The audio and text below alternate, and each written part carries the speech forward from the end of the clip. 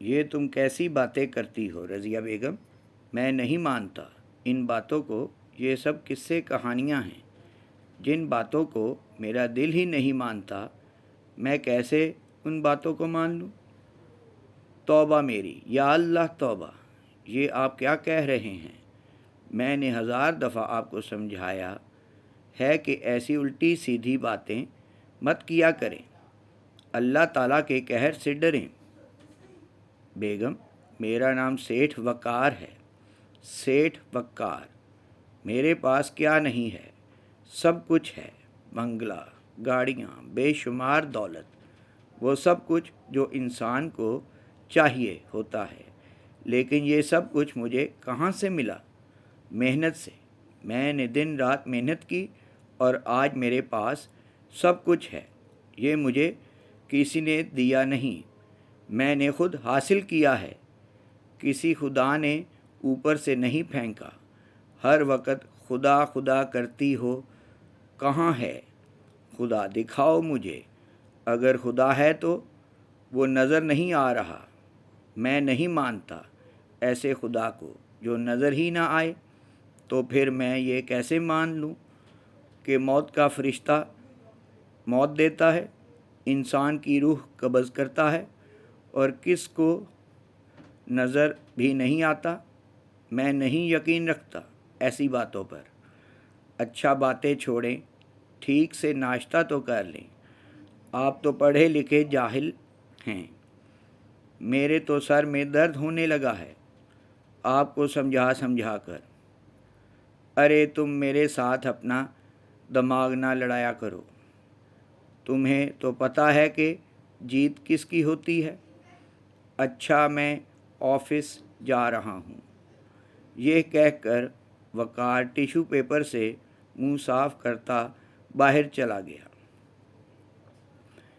یا میرے خدا، اس کم عقل انسان کو ہدایت دے دے۔ اے میرے پروردگار، میری دعا سن لے۔ یہ کہہ کر رضیہ ایک گہری سوچ میں ڈوب گئی۔ سیٹھ وقار اپنی مہنگی ترین گاڑی میں بیٹھا مین روڈ پر جا رہا تھا۔ وہ ڈرائیونگ بھی خود ہی کرتا تھا۔ غریبوں سے سخت نفرت کرنے والا اور بے رحم انسان تھا۔ وقار درمیانی رفتار میں گاڑی چلا رہا تھا کہ اچانک ایک بوڑھا آدمی اس کی گاڑی کے آگے آ کر کھڑا ہو گیا تو سیٹھ وقار نے ایک دم بریک لگائی۔ وقار نے بڑی مشکل سے گاڑی کو روکا تھا۔ اس کا چہرہ غصے سے لال سرخ ہو رہا تھا۔ اس کو غصے میں دیکھ کر بوڑھا آدمی گھبرائے لہجے میں بولا، مجھے معاف کر دیں صاحب، میں نے آپ کو روکا۔ وقار نے زور سے بوڑھے کے گال پر تھپڑ مارا۔ بکواس بند کرو، اگر تم گاڑی کے نیچے آ جاتے تو؟ جانتے ہو میں نے کتنی مشکل سے گاڑی کو روکا ہے؟ دفع ہو جاؤ یہاں سے۔ صاحب مجھے آپ سے ایک کام تھا، میں آپ کے گھر بھی گیا تھا۔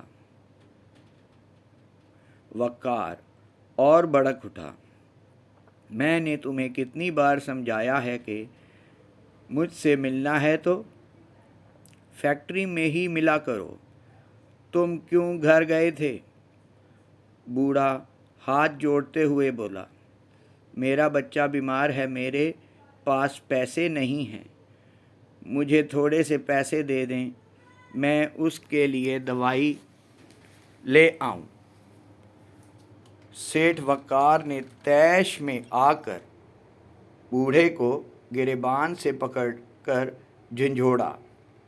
ارے بوڑھے، تمہارا دماغ خراب ہے؟ بیٹا تمہارا بیمار ہے، دوائی کے لیے پیسے میں دوں؟ کیوں دوں میں پیسے؟ پہلے جو پیسے لیے تھے تم نے وہ اب واپس کیے نہیں؟ وہ دھاڑا، خدا کے لیے صاحب جی، مجھ غریب پر مہربانی کریں، میں آپ کے سارے پیسے واپس کر دوں گا۔ وہ گڑ گڑا رہا تھا، ارے جاؤ دفع ہو جاؤ، میں تمہیں 1 روپیہ بھی نہیں دوں گا۔ اور किस खुदा की बात करते हो जिसे मैंने आज तक देखा ही नहीं, और आज के बाद फैक्ट्री आने की ज़रूरत नहीं है।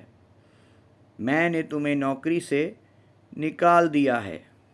बूढ़े अपने आंसू साफ करते हुए आसमान की तरफ देखते हुए बोला, ऐ मेरे खुदा, इस बेरहम और जालिम इंसान से छीन ले सारी दौलत और जान ले ले इसकी। मौत का फरिश्ता भेज, और तुझे पता है मेरे पास पैसे नहीं हैं।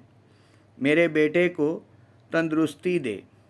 ये कहकर वो बुज़ुर्ग चला गया, और सेठ वक़ार गुस्से से सर को हिलाते हुए बोला, बेवकूफ़ बूढ़ा, खुदा होगा तो तेरी बद्दुआ सुनेगा।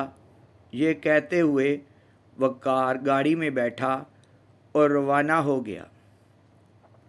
रात के 10 बज रहे थे।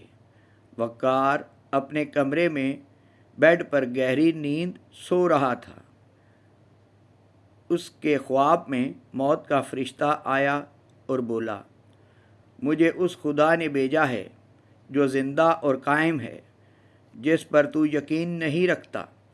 अल्लाह ताला ने मुझे कहा है, जा सेठ वक़ार की जान निकाल कर ले आ। उसकी ज़िंदगी ख़त्म हो गई है और मैं हूँ मौत का फरिश्ता। आज तेरी जान लेकर ही जाऊँगा।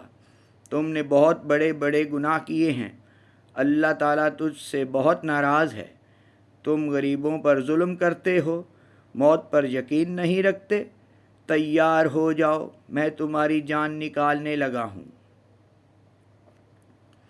सेठ वक़ार का पूरा जिस्म कांप रहा था और वो इतना डर गया था कि रोने लगा। मुझे माफ़ कर दे, ऐ मेरे रब, मुझे यकीन आ गया है कि ये तेरा ही भेजा हुआ मौत का फरिश्ता है।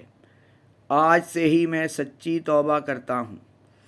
कभी किसी गरीब को तंग नहीं करूँगा। मुझे थोड़ी सी ज़िंदगी दे दे, मुझे माफ़ कर दे। ऐ मेरे परवरदिगार, तू मौजूद है, ज़िंदा और कायम है।